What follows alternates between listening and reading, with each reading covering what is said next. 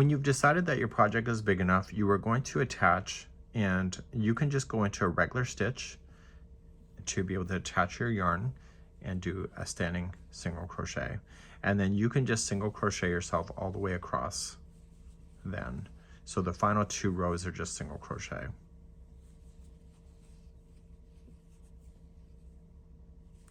I'll see you at the end of the row in a moment.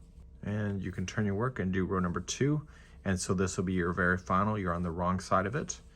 And so when you go to start your border, if you're deciding to add one, then you will make sure you're on the right side of the project, or the right side to start that, so that your right side is facing up.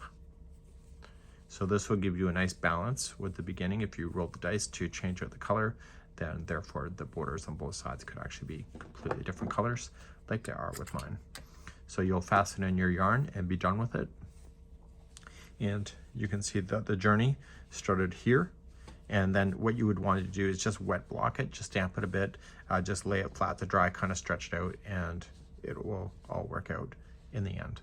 This is it for today. We hope you've enjoyed this stitch along.